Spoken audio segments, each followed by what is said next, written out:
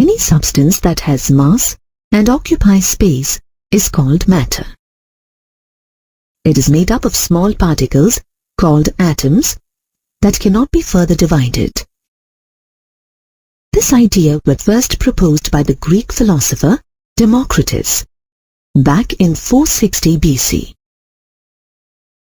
However, due to the lack of scientific evidence, Democritus's ideas were considered mere speculations and ignored for 2000 years until John Dalton proposed the atomic theory of matter in 1808. Dalton proposed that atom is the ultimate particle of matter. This theory is called Dalton's atomic theory. It postulates that all matter is composed of atoms that cannot be made or destroyed. All atoms of the same element are identical. Different elements have different types of atoms. Chemical reactions occur when atoms are rearranged. Compounds are formed from atoms of the constituent elements. Dalton's atomic theory was able to explain the laws of conservation of mass, multiple proportion, and constant composition. However, it could not explain the results of many experiments conducted by the scientists in the later part of the 19th century and 20th century. For example, it could not explain the electric nature of matter as explained by Michael Faraday through his experiment in 1830. Michael Faraday found that when electricity is passed through an electrolyte, which is a solution that conducts electricity, chemical reactions resulting in the deposition of matter at the electrodes take place. This experiment proved that electricity consists of charged particles, which in turn indicated the electric nature of matter. The structure of an atom, however, was demystified only when William Crookes conducted experiments to study electrical discharge through gases in 1879. The apparatus used for his experiments consisted of a glass discharge tube, now called cathode ray tubes or Crookes tubes, and a high voltage source of 10,000 volts. The discharge tube was sealed at both the ends and was fitted with a thin piece of metal called electrodes at each end. It had a side tube fitted with a stopcock that connected with a vacuum pump to control the pressure of the gas or air contained inside the tube. Crookes observed that at a low pressure of 0.01 atmospheres, when high voltage of 10,000 volts is applied across the electrodes of the discharge tube, current starts flowing inside the tube. To further study the behavior of this current, he punctured the anode inside the cathode ray tube and coated the glass tube behind the anode with a fluorescent material, such as zinc sulfide, and then repeated the experiment. This time, he noticed a bright spot on the coating behind the anode, which confirmed two things. 1. The current consisted of invisible ray of particles, some of which could pass through the perforated anode. 2. These rays were emitted out of cathode and moved towards the anode. These rays were named cathode rays. Some other facts about the cathode rays were discovered in 1897 by J.J. Thomson and other scientists through a series of experiments. In one of his experiments, Thomson observed that if a pinwheel is placed in the path of the cathode rays, the ray caused the pinwheel to rotate. This implied that cathode rays are made of material particles that produced a mechanical effect. He then observed that if a metal foil is placed in the path of cathode rays, it becomes hot. This implied that cathode ray produced a heating effect. Thomson also observed that if a solid object is placed in the path of cathode rays, it produced a sharp shadow of the object. Therefore, he concluded that cathode rays travel in a straight line. However, when he applied an electric field to the setup, the cathode rays deflected towards the positive plate of the electric field. He observed the same result on applying a magnetic field. Therefore, he concluded that the cathode rays consisted of negatively charged particles, which he named electrons. Through his experiments, Thomson also concluded that the properties of cathode rays do not depend upon the material of electrodes and the nature of the gas present in the cathode ray tube. This led him to the conclusion that electrons are the basic constituents of all atoms. Thomson then tried to calculate the charge to mass ratio of electrons by applying electrical and magnetic field perpendicular to each other, as well as to the path of electrons flowing in a cathode ray tube. He observed that the amount of deviation of the electrons from their path depends on three main factors. 1. The magnitude of the negative charge on the particle. The more the negative charge, the greater the deflection. 2. The mass of the particle. The lighter the particle, the greater the deflection. 3. The strength of the electrical or magnetic field. The stronger the field, the higher the deflection. When only electric field is applied, the electrons deviate from their path and hit the cathode ray tube at point A. Similarly, when only magnetic field is applied, electrons strike the cathode ray tube at point C. By controlling the deviation of electrons by varying the strength of electric and magnetic fields and accurately measuring on the amount of resultant deflections, he calculated the charge to mass ratio of an electron, which equals 1.758820 into 10 raised to the power 11 coulombs per kg. The charge and mass of the electron, however, remained unknown until another scientist, Robert Millikan, devised a method to calculate them in 1909. In order to calculate the charge of an electron, Millikan conducted the famous oil drop experiment by using the apparatus shown here. It consisted of a transparent electrical condenser with one metal plate at the top and the bottom of the chamber. Plates connected to a battery such that the upper plate is positively charged and the lower plate is negatively charged. An atomizer to spray oil into the condenser through a hole in the upper metal plate. A telescope to view the movement of oil droplets. And a source of X-ray to ionize the air inside the electrical condenser. Using the atomizer, Millikan sprayed oil droplets into the electrical condenser. As the droplets fell through the upper plate hole, he measured the rate of fall and used it to calculate their mass. He then ionized the air inside the condenser by passing a beam of X-rays through it. The X-rays displaced electrons from air molecules, which negatively charged the oil droplets. On applying voltage to the upper positive plate, the charged oil droplets got attracted towards it against all gravitational and electrostatic forces. Millikan then varied the voltage to strike a balance between the acting forces and to make the oil drop stationary. He then calculated the change on the droplet from the mass of an oil droplet and the charge on the plate. He found that the magnitude of electrical charge, Q, on the droplets is always an integral multiple of the electrical charge E. That is, Q is equal to NE. Knowing the values of Q and N, Millikan calculated the charge on an electron to be 1.6 into 10 raised to the power minus 19 coulombs.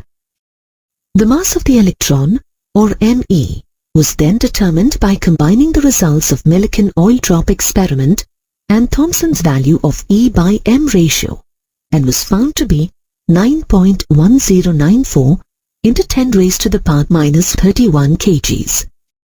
Just like the discovery of cathode rays led to the discovery of the negative particles called electrons, the discovery of anode rays led to the discovery of the positive particles called protons. Anode rays, also called canal rays, were discovered by E. Goldstein in 1886, when he repeated the cathode ray experiment conducted by Crookes with a perforated cathode instead of a perforated anode. He observed that discharge tubes containing a perforated cathode also emit a glow at the cathode end. Goldstein concluded that in addition to the already known cathode rays, there is another ray that travels in the opposite direction. Since these rays passed through the holes or channels in the cathode, he called them canal rays. They consisted of positive ions, whose charge and mass values depended on the gas inside the discharge tube. Hydrogen gas produced the smallest and the lightest positive ions, with the magnitude of charge same as that of an electron, but with a positive charge, that is, plus 1.6 into 10 raised to the power minus 19 coulombs, and a mass that was found to be similar to that of a hydrogen atom, that is 1.67 into 10 raised to the power minus 24 grams. The mass of the positive particles originating from the other gases in the discharge tube was found to be whole number multiples of the mass of those originating from hydrogen gas. Therefore, the positive particles from hydrogen gas carrying one positive charge and mass equivalent to a hydrogen atom were taken as the fundamental particles of any atom and were named as protons. By 1913, after performing a considerable amount of research on the charge and mass of negative and positive subatomic particles, scientists tried calculating the atomic mass. It was determined that the atomic number of an element is equal to the number of protons present in its nucleus. It was thought that since each proton has one unit mass on the atomic scale, the mass of an atom must be the number of protons present in the nucleus, as electrons have negligible mass. However, it was discovered that the mass of all protons in an atom put together is much less than the actual mass of an atom. It was thus concluded that the excess mass was due to some other particles present in an atom that had considerable mass but no charge. Later in 1932, James Chadwick proved the presence of these heavy, neutral particles through a series of scattering experiments. In one of his experiments, on bombarding a beryllium plate with alpha particles, Chadwick observed the emission of a neutral particle whose mass was equivalent to that of a proton. He named this particle as neutron. After all the subatomic particles were discovered, it was concluded that an atom is made up of protons or positively charged particles, electrons or negatively charged particles, and neutrons that are neutral particles. The table here summarizes the properties of these fundamental particles. Through various experiments, it was established that an atom consists of subatomic particles such as protons, electrons, and neutrons. Now, let us look at the arrangement of these subatomic particles in an atom. Different models were proposed to explain the distribution of subatomic particles in an atom. Of these models, the models proposed by J.J. Thomson and Ernest Rutherford are of great significance, as they paved the way for modern structure of an atom. Let's discuss both these models one by one. J.J. Thomson, in 1898, proposed the atomic model called Thomson's atomic model soon after the discovery of electrons.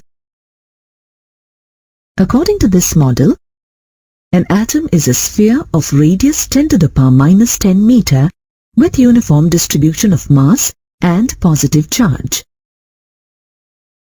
with negatively charged particles called electrons embedded in it. In this model, the negatively charged particles that are embedded in evenly spread positive charge can be visualized as plums or raisins or seeds that are embedded in a pudding or watermelon. Therefore, this model is also called plum pudding, raisin pudding, or watermelon model. Although this model successfully explained the overall neutrality of the atom, it could not explain the results of the scattering experiment conducted by Ernest Rutherford. Also, it couldn't explain the stability of an atom. That is, how the positively charged particles are shielded from the negatively charged particles without getting neutralized. In order to validate Thomson's atomic model, in 1911, Rutherford and his students, Hans Geiger and Ernest Marsden, conducted an experiment called the gold foil experiment or alpha particle scattering experiment. Before we proceed to alpha particle scattering experiment, let us acquaint ourselves with the term alpha particle. Its source, other particles emitted from the same source, and their few characteristics. We know that certain elements emit radiation on their own, and this phenomenon is called radioactivity. The elements are known as radioactive elements. The alpha rays are emitted by these radioactive elements along with beta and gamma rays. Rutherford found that alpha rays consist of high-energy particles carrying 2 units of positive charge and 4 units of atomic mass. Hence, these particles are dipositive helium nuclei. The beta rays are negatively charged particles similar to electrons. And the gamma rays are high-energy radiations like X-rays. Unlike alpha and beta rays, gamma rays do not contain particles and are neutral in nature. The alpha particles have the least penetrating power among the 3. The penetrating power of beta particles is nearly 100 times and the penetrating power of gamma rays is 1000 times more than that of the alpha particles. Now let us move on to alpha particle scattering experiment.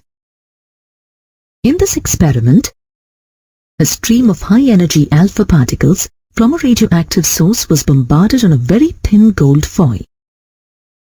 The thin gold foil had a circular fluorescent zinc sulfide screen around it.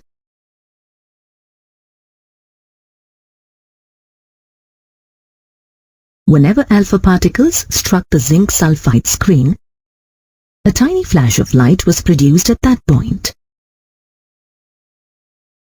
If Thomson's model is correct, then all the alpha particles should pass through the gold foil almost undeflected.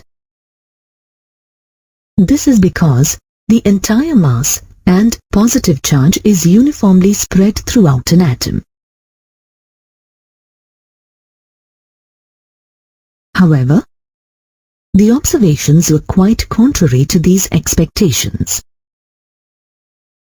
The following are the unexpected observations made in this experiment.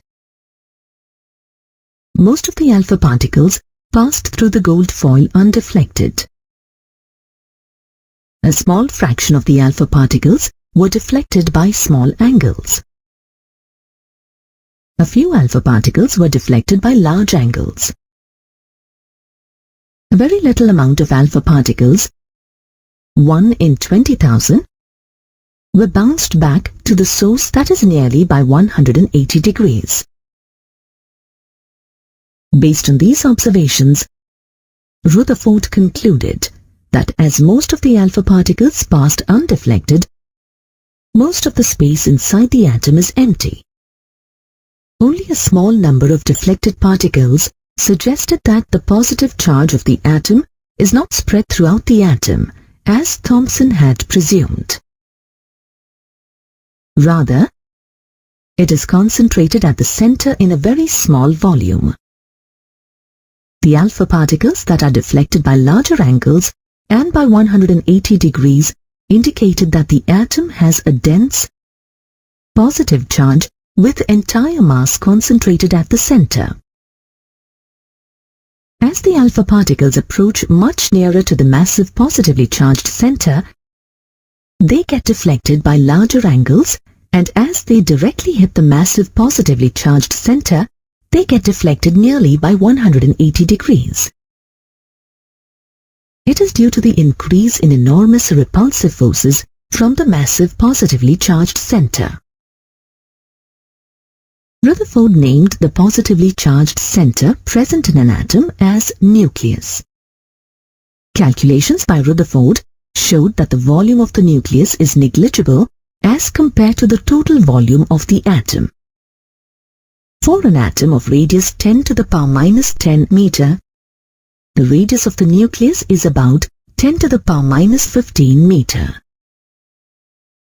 That means, if a cricket ball represents a nucleus, the radius of the atom would be about 5 kilometers. Based on the observations and conclusions of the gold foil experiment, Rutherford proposed a new atomic model called Rutherford's nuclear model of atom immediately after the discovery of protons. According to the Rutherford's nuclear model of atom consists of a tiny, dense, positively charged center called nucleus. Entire positive charge and most of the atomic mass of an atom is concentrated in the nucleus. Electrons are found outside the nucleus. They revolve around the nucleus with high velocities in circular paths, so as to counterbalance the electrostatic forces of attraction between the protons and electrons. Electrostatic forces of attraction hold the electrons and the nucleus together in an atom. As electrons move in circular paths around the nucleus, just like planets revolve around the sun in the solar system, Rutherford's atomic model is also called planetary model. Thus, Rutherford's model could account for the presence of nucleus and electrons outside the nucleus. However, it failed to explain the stability of an atom. According to the Maxwell's theory of electromagnetic radiation, a charged particle in circular motion emits energy continuously. Hence, an electron revolving round the nucleus also loses energy. As a consequence of this, the electron follows the spiral path towards the nucleus, and this ultimately results in collapse of an atom.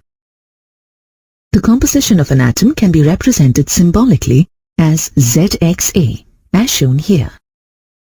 The symbol X represents the symbol of the element. The superscript A on the left-hand side of X represents the atomic mass number, and the subscript Z on the left-hand side represents the atomic number of the element. As you have learnt before, atomic number Z gives the total number of protons present in an atom, while the atomic mass number gives the total number of protons and neutrons present in that atom. Let us work on a simple problem before proceeding further. An atom has 29 electrons and 35 neutrons. Calculate the number of protons and the mass number of the element. Also write the complete symbol for the atom. Since atomic number Z is equal to number of protons, which is also equal to the number of electrons in the atom, we can say that the number of protons is 29. We know that mass number A is equal to the sum of the numbers of protons and neutrons. Hence, the mass number of the given element is equal to 29 plus 35, which is equal to 64. Since the atomic number of the element is 29, the atom is copper. The complete symbol for the atom may be represented as shown here. In some cases, atoms of the same element may have the same number of protons, that is, the atomic number, but may have different numbers of neutrons. In other words, the atoms have the same atomic number but different mass numbers. Such atoms are called isotopes. Isotopes of the same element occupy the same place in the periodic table because they have the same atomic number. Let us look at a few examples of isotopes. 99.985% of hydrogen atoms contain only a single proton in their nucleus. This isotope of hydrogen is called protium, 1H1. Remaining 0.015% contain two other isotopes, deuterium, which contains one proton and one neutron, and tritium, which contains one proton and two neutrons. You can see that all these three isotopes have the atomic number 1 and mass number 1, 2, and 3 respectively. Carbon has three isotopes with mass numbers 12, 13, and 14 respectively. Similarly, chlorine, atomic number 17, has two isotopes with mass numbers 35 and 37. Isotopes of the elements other than hydrogen do not have special names. They are represented by simply indicating the mass number on the element's symbol. The chemical properties of an element depend on the number of electrons present and their configuration within an atom, and not on the number of neutrons.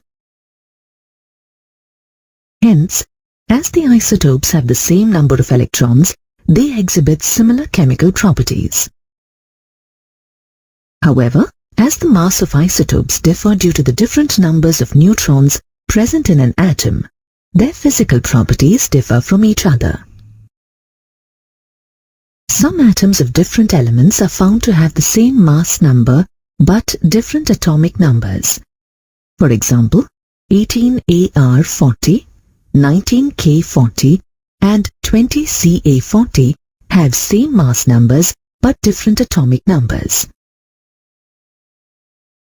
Such atoms of different elements having different atomic numbers but the same mass numbers are called isobars. Isobars have different chemical properties because they have different atomic numbers.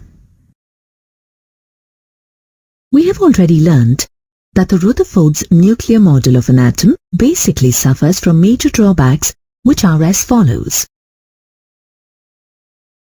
Firstly, it couldn't explain the stability of an atom in the view of the electromagnetic theory. Secondly, as a consequence of its inability to explain the stability of an atom, it couldn't explain the observed atomic spectra. This is because, according to the electromagnetic theory, an accelerated electron continuously emits energy and ultimately it falls into the nucleus along a spiral path.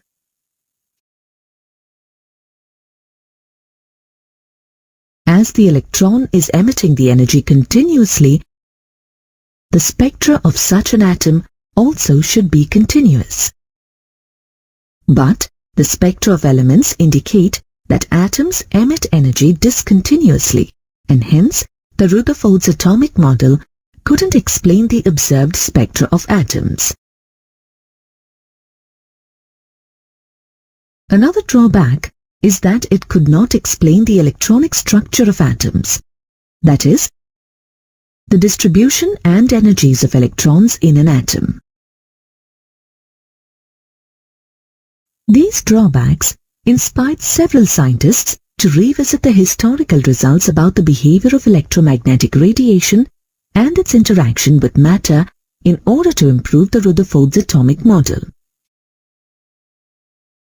The improvised outcome of the Rutherford's atomic model is the Bohr's atomic model. Bohr's theory could successfully explain the stability of an atom as well as the discontinuous spectra for hydrogen atom. To understand the Bohr's atomic model, it is necessary to first acquaint ourselves with the nature of electromagnetic radiations. The underlying principle behind the Bohr's atomic model is the quantization of energy, which is explained in the latter part of our discussion. Energy can be transmitted through space by electromagnetic radiations. These electromagnetic radiations are the best described in the terminology of waves. The wave nature of electromagnetic radiation was established in 1870 by James Clerk Maxwell. Let's now understand the general characteristics of waves. An object produces a series of waves when it vibrates continuously.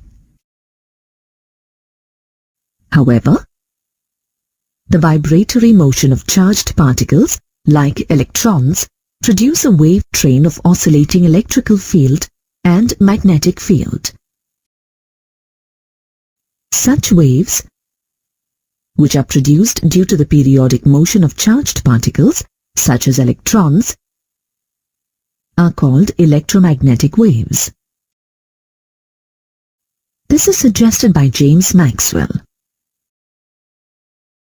Note that the name electromagnetic radiations is attributed to the waves that consist of oscillating electrical and magnetic properties. An electromagnetic wave can be represented as shown.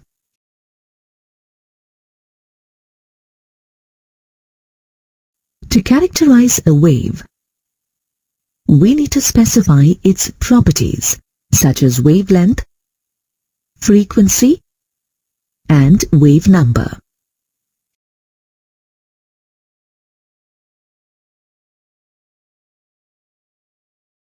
A wavelength is the distance between two successive crests or troughs of a wave. Wavelength is denoted by the Greek letter lambda. It is expressed in either centimeters or meters or in angstrom units. The next characteristic of a wave is the frequency. Frequency is the number of waves that pass a given point in 1 second. It is denoted by the symbol nu and is expressed in hertz. Velocity of a wave is defined as the distance traveled by a wave in 1 second. Velocity is denoted by c and is expressed in centimeter per second.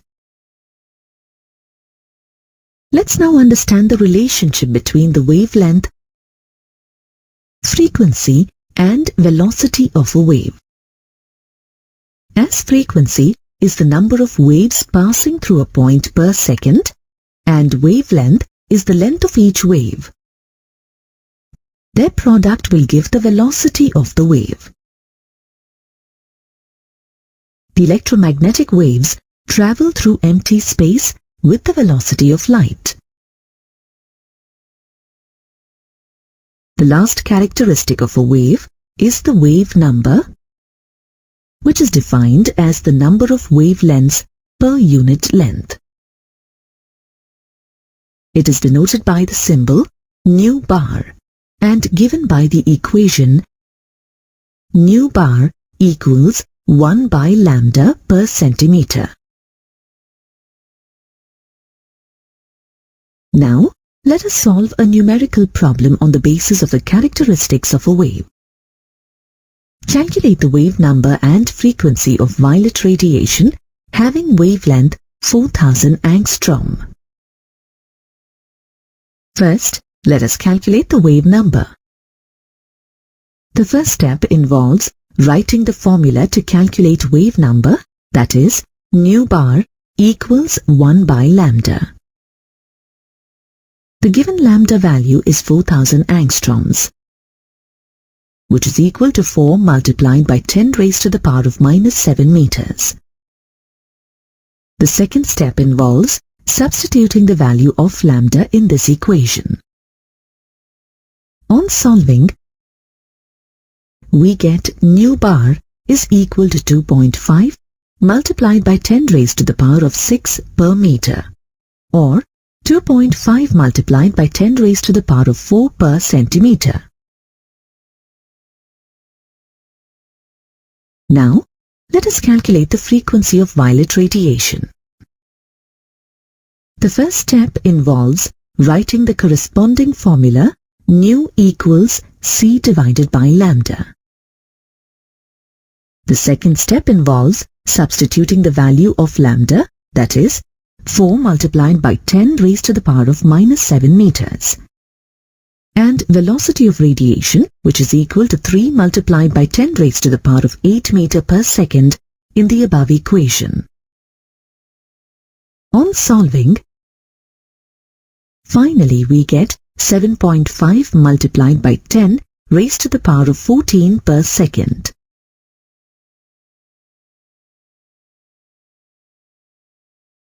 Now, let's look at certain key properties of electromagnetic waves.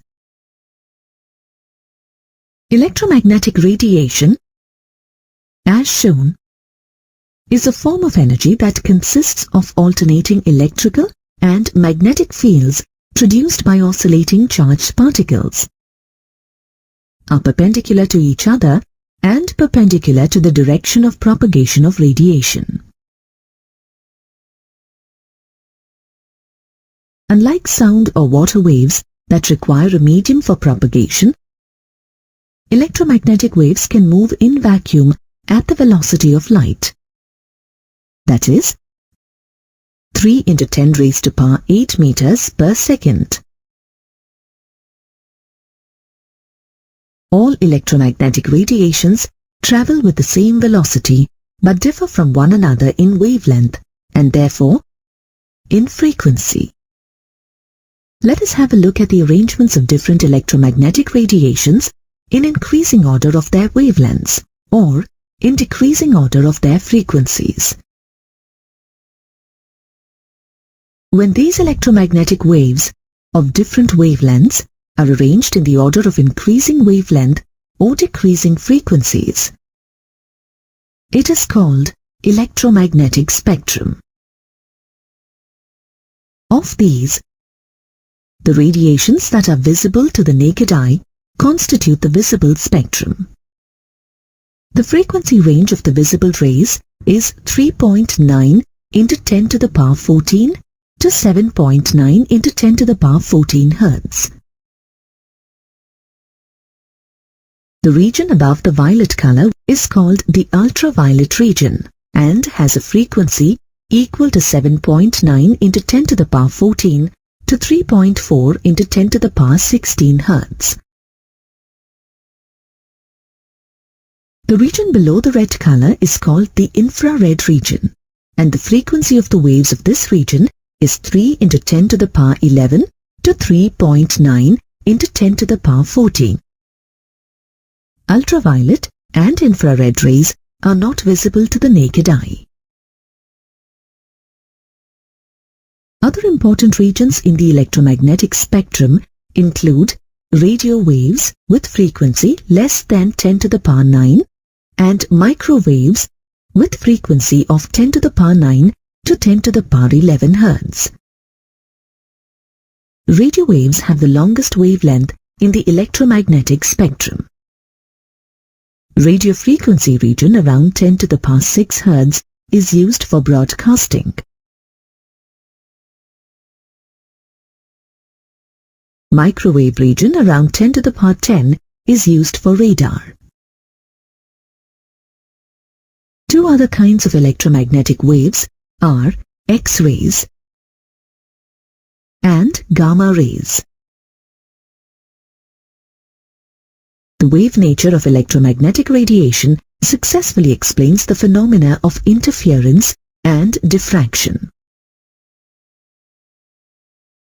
But the phenomenon of black body radiation, photoelectric effect, and the spectra of atoms were not explained. These things could be explained only if the radiation is assumed to be a stream of photons. That is, by considering particle nature. Let's understand these phenomena one by one. First, let us understand the phenomena of the black body radiation, which was given by Max Planck in 1900.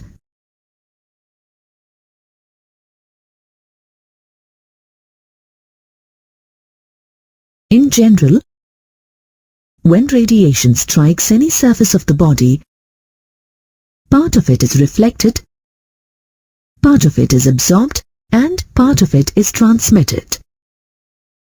For example, when an iron rod is heated, at first it turns red. As the temperature is further increased, it becomes yellow, then white, and finally turns blue. This actually shows that the radiation is emitted in the order of increasing frequency, red light being of lower frequency and blue light being of higher frequency of visible region. On the contrary, an ideal black body is a perfect absorber and emitter of radiation. A blackened metallic surface or a hollow sphere blackened inside with a small opening behaves almost as a black body. Any type of radiation that enters this small opening gets reflected multiple times within the sphere until all the energy is absorbed. Thus, a black body is not only a perfect absorber of radiant energy, but also a perfect radiator. Black body radiates the maximum amount of energy at a given temperature. Note that it radiates the same amount of energy it has absorbed. From the graph shown here, it is visible that at a given temperature, the intensity of radiation emitted increases with decrease in wavelength, reaches a maximum value at a particular wavelength, and then starts decreasing with further decrease in wavelength. We have seen that at a given temperature, there is a wavelength at which the maximum intensity of radiation is emitted. But the position of this maximum intensity shifts towards higher wavelengths with decrease in temperature.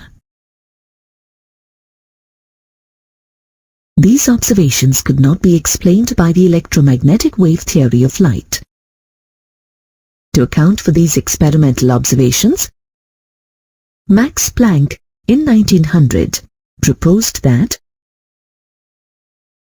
radiant energy is emitted or absorbed discontinuously in the form of discrete packets or bundles of energy and not continuously. This is the first postulate of Planck's theory. Further, Planck called these discrete quantities or packets as quanta. Quantum is the smallest quantity of energy absorbed or emitted in the form of electromagnetic radiation. This means that the light radiations absorbed or emitted by atoms or molecules comprise a stream of quanta, but not continuous waves as shown.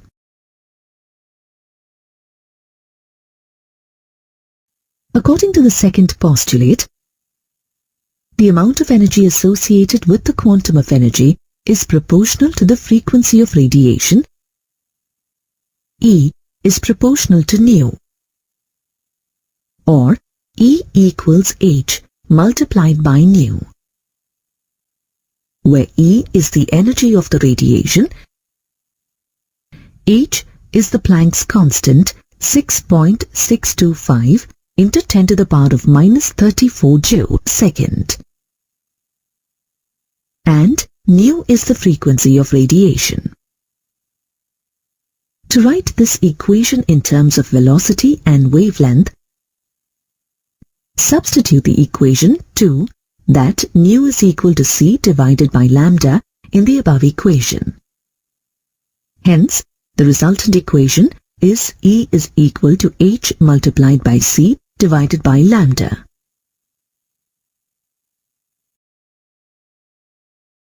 The third postulate says that the total amount of energy emitted or absorbed by a body will be a whole number multiple of quanta. That is, E is equal to NH nu. This means that an atom or molecule can absorb or emit either one quantum of energy or any whole number multiple of quanta. Note that only certain values of energy are permissible. This is called the quantization of energy.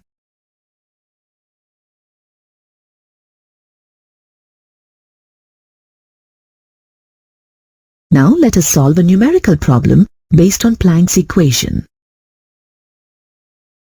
Calculate the magnitude of the energy of 1 mole of photons of radiation whose frequency is 4.96 multiplied by 10 raised to the power of 14 per second. The first step involves writing the expression for the energy associated with one photon, that is, E equals h nu.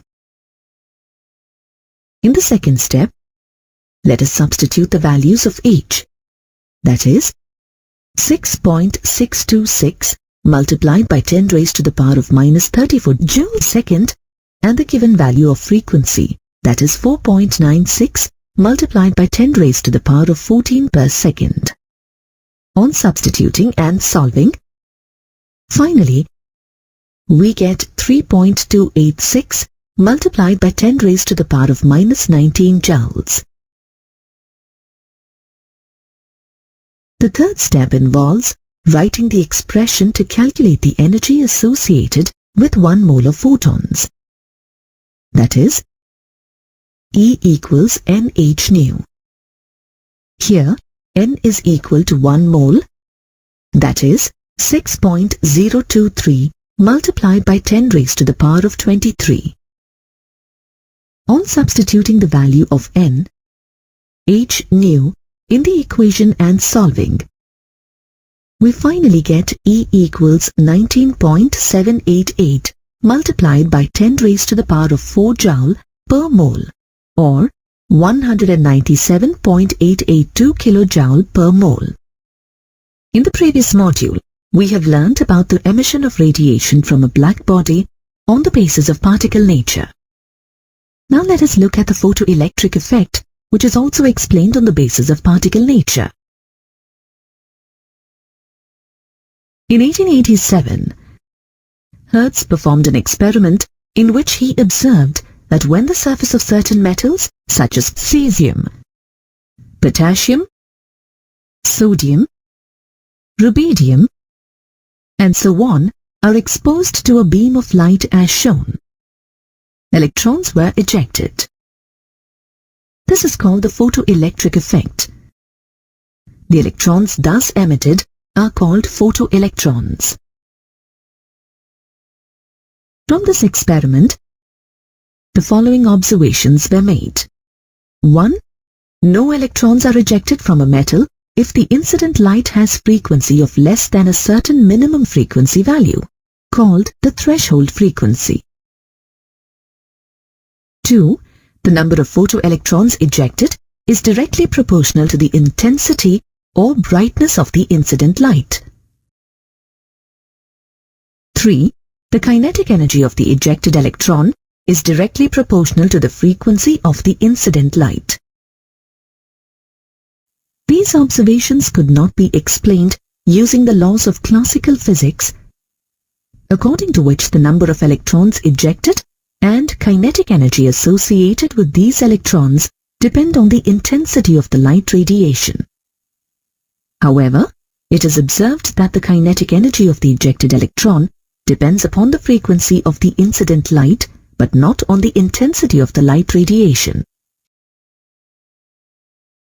For example, when the metal potassium is irradiated with high, intense red light having frequency of 4.3 to 4.6 multiplied by 10 raised to the power of 14 Hz for hours together, no electron is ejected. But as soon as it is irradiated with even less intense yellow light having frequency of 5.1 to 5.2 multiplied by 10 raised to the power of 14 Hz, photoelectrons are ejected. This is because the threshold frequency for potassium metal is 5.0 multiplied by 10 raised to the power of 14 Hz. Einstein explained these observations of the photoelectric effect, for which he received the Nobel Prize in 1921. He has taken into account the Planck's quantum theory of electromagnetic radiation for explaining the photoelectric effect. Note that the quanta were called photons by Einstein.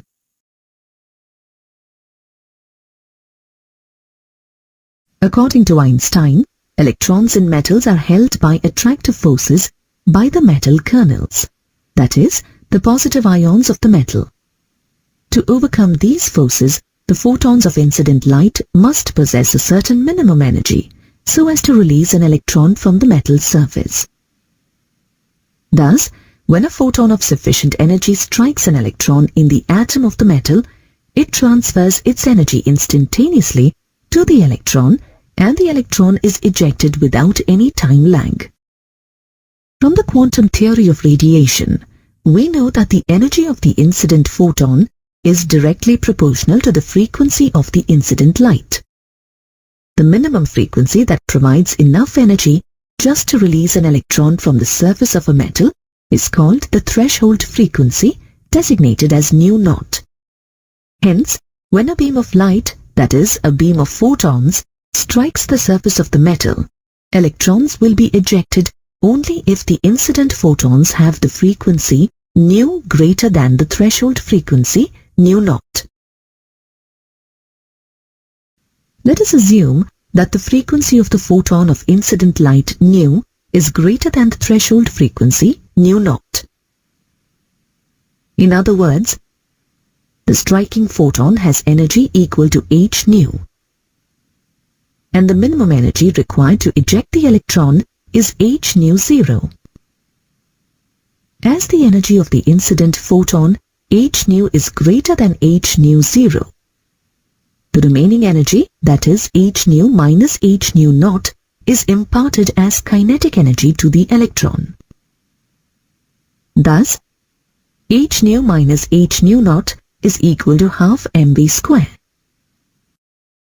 Here, m is the mass of an electron and v is the velocity of the ejected electron. On rearranging the equation, we get h nu is equal to h nu 0 plus half mv square. H nu 0 is constant for a particular metal and is designated as W0, which is called work function. Now, the equation in terms of work function is as shown. Let us observe the values of work function for a few metals.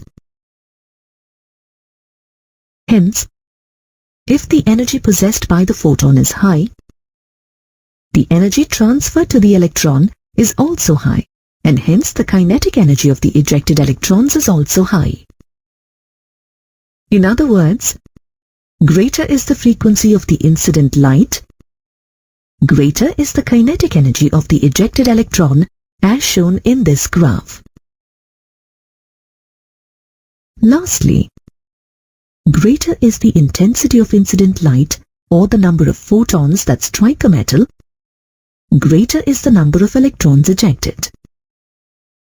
For example, when more and less intense yellow light is made to shine on potassium metal separately, then relatively more number of electrons will be ejected from the potassium metal irradiated with high intense yellow light.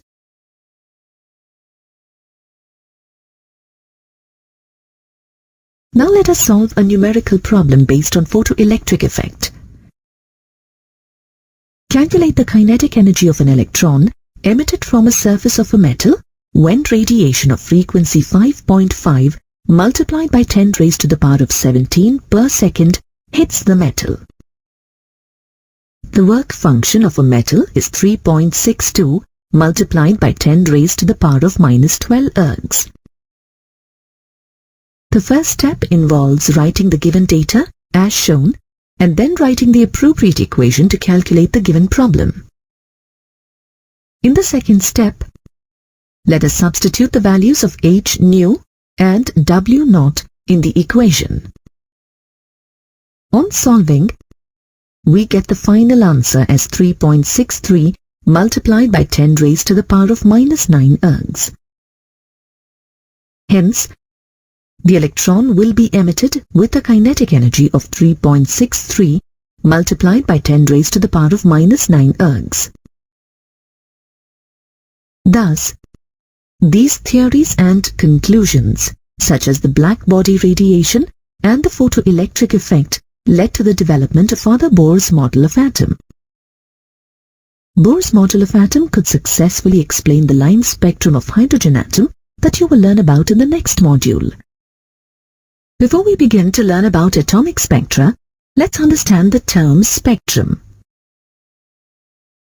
When a ray of white light from the sun or an incandescent lamp is passed through a prism, it is dispersed into a continuous array of 7 colors, namely vibgyor.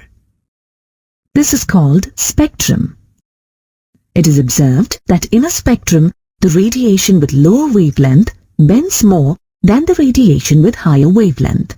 That is why we see violet with lower wavelength at 400 nanometers and red with higher wavelength at 700 nanometers in the spectrum. The most common example of a spectrum visible to naked eye is a rainbow consisting of 7 colors that constitute the white light. These colored bands merge into each other. Therefore, the spectrum of ordinary white light is called continuous spectrum. Electromagnetic radiations include a range of wavelengths, and this array of wavelengths is referred as the electromagnetic spectrum. When electromagnetic radiation interacts with matter, atoms and molecules, they absorb some part of radiation and go to a higher, unstable energy state called excited state. As the atoms are unstable in their excited states, they tend to revert to its original state, called the ground state, by emitting the same amount of energy that it had absorbed earlier. This energy can be emitted in a single step or in a number of steps. Depending on the amount of energy emitted, a radiation of particular wavelength is obtained. The spectrum of radiation emitted by an atom is called emission spectrum. In contrast to the continuous spectrum of white light, an emission spectrum is usually discontinuous with dark spaces between the bright lines. Such a spectrum is called line spectrum. The bright lines in the emission spectrum exist due to the fact that emitted radiations are only of specific wavelengths rather than a continuous spread of wavelengths as in the case of white light. A photographic negative of emission spectrum is the absorption spectrum. An absorption spectrum is recorded by passing a continuum of radiation through a sample which absorbs radiation of certain wavelengths. The missing wavelengths that correspond to the radiation absorbed by the matter leave dark spaces in the bright continuous spectrum. Unlike emission spectrum, absorption spectrum consists of a series of dark lines in the bright continuous spectrum. The study of emission or absorption spectra to determine the molecular structure is referred as spectroscopy. The emission spectra is also called atomic spectra, sometimes because each atom has a unique emission spectrum, just like each human being has unique fingerprints.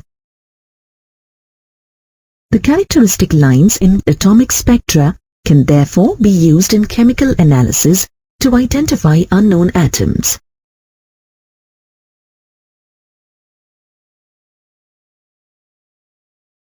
German chemist Robert Bunsen was one of the first investigators who used atomic spectra to identify elements. Elements like rubidium, cesium, thallium, indium, gallium, and scandium were discovered when their minerals were analyzed by the spectroscopic method.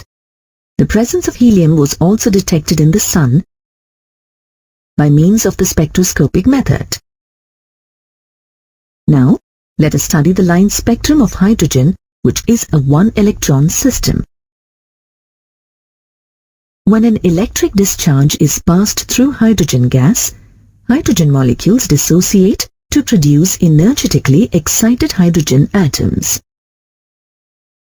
These excited atoms emit electromagnetic radiation of discrete frequencies while coming back to lower energy levels.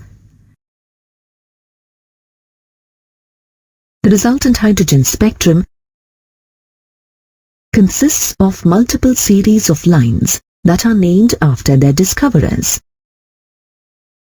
The first series in the hydrogen atomic spectrum, Balmer series, was discovered by Johann Jacob Balmer in 1885.